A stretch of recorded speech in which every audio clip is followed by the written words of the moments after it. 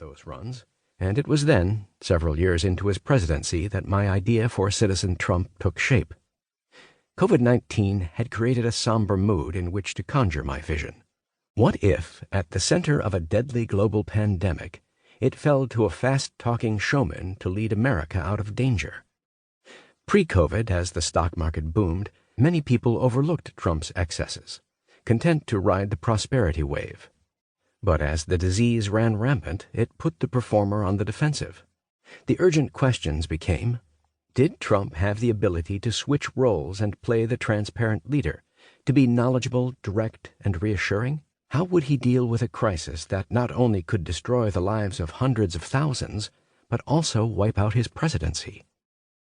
Producer-director Orson Welles asked a similar question when exploring the formidable William Randolph Hearst, the model for his main character in Citizen Kane. Like Trump, Kane was a man of acquisitions, a media tycoon who ran for office, then suffered a great fall. Would Citizen Trump suffer the same fate? Could the parallels in their lives predict the outcome for Trump?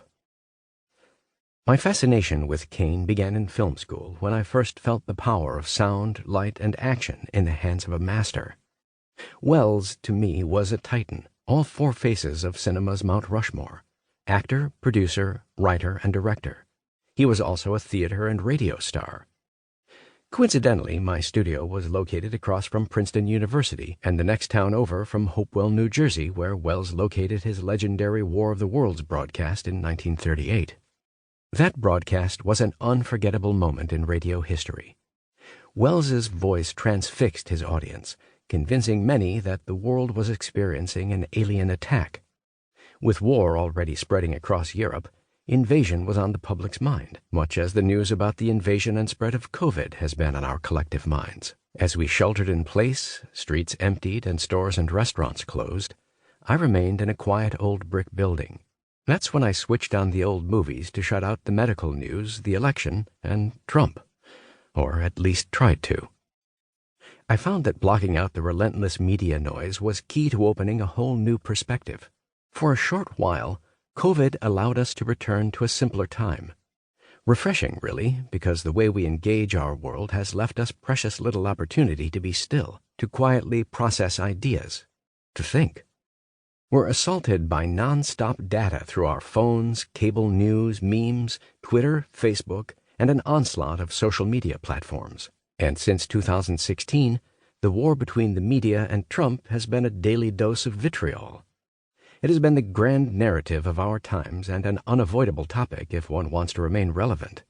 In my self-imposed COVID prison, I concluded it was time for me to make a statement about the man and the times, and Citizen Kane would be my vehicle. My pick for best film of all time goes to Citizen Kane, a seamless visual masterpiece and a technical inspiration. In this one film, Welles introduced myriad innovations, breaking form and storytelling in new ways. It was incomparable at the time, almost docudrama in style. His pre-Hollywood background fed his achievement. He had an ear for radio and knew that the simplest sounds, a clock ticking, a distant dog barking, the wind, can transform a sequence. From his years in theater, he understood the effectiveness of proper stage blocking.